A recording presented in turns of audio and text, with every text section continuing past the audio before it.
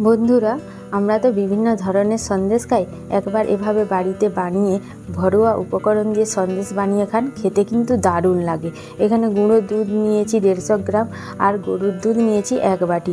আমি জালে গরুর দুধটা বসিয়ে দিয়ে হালকা জালে গুঁড়ো দুধটা দিয়ে আস্তে আস্তে নাড়তে নাড়তে 1 থেকে 2 চামচ চিনি আমি ওই গুঁড়ো দুধের সাথে দিয়ে দিলাম। এবারে 1 চামচ ঘি ওই গুঁড়ো দুধের সাথে দিয়ে আস্তে আস্তে করে আমি ক্ষীরটা রেডি করে নেব। ক্ষীরটা একটু টাইটভাবে করব, দেখেছেন টাইটভাবে করে নিয়েছি। এবার একটা পাত্রে তুলে নেব এই ক্ষীরটা দেখতে কিন্তু অসাধারণ লাগছে, দেখুন। এবারে আমন্ড নিয়েছি, খেজুর, কিশমিশ, এগুলো ছোট ছোট করে কুচিয়ে নেব। এবারে সন্দেশের জন্য যে ক্ষীরটা বানিয়েছিলাম, ক্ষীরটা হাতে করে একটু ম্যাশ করে নিলাম। ম্যাশ করে নেওয়ার পর ক্ষীরটা আমি 2 ভাগে ভাগ করে নিয়েছি। 1 ভাগ আমি ওই কুচানো আমন্ড, খেজুর আর কিশমিশের সাথে মিশিয়ে দিয়ে একটু ফুড কালার দিয়ে দিলাম। দিয়ে দেখুন কালারটা অন্যরকমভাবে হয়ে গেল। সন্দেশের ভেতরের যে পুরটা করব, ওই পুরটার জন্য আমি ফুড কালার দিয়ে দিলাম, দেখতে কিন্তু দারুণ লাগবে। এবারে আস্তে আস্তে করে ছোট ছোট গোল বলের মতো করে নিলাম। বলগুলো ছোট ছোটোভাবেই করলাম। এবারে আমি যে অর্ধেক ক্ষীরটা রেখেছিলাম, এবারে আস্তে আস্তে করে হাতে আমি এবারে বাটির আকারে করে নেব। ভেতরে ওই যে হলুদ কালারের পুরটা রেডি করেছি, এবারে আমি দিয়ে দেব।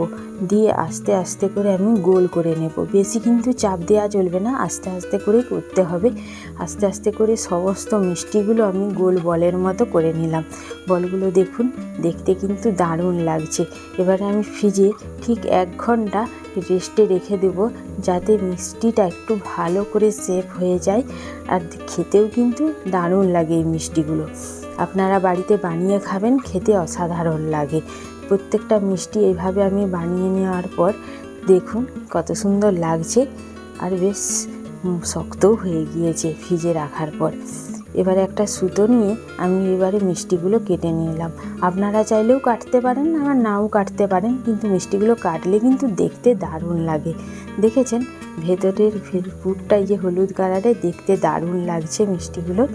এভাবে সমস্ত মিষ্টিগুলোই আমি কেটে নিলাম সুতোর মাধ্যমে। আপনারা চাইলে ছুরিতেও কাটতে পারেন। আমি এবারে একটা টেস্ট করে দেখি কেমন হয়েছে।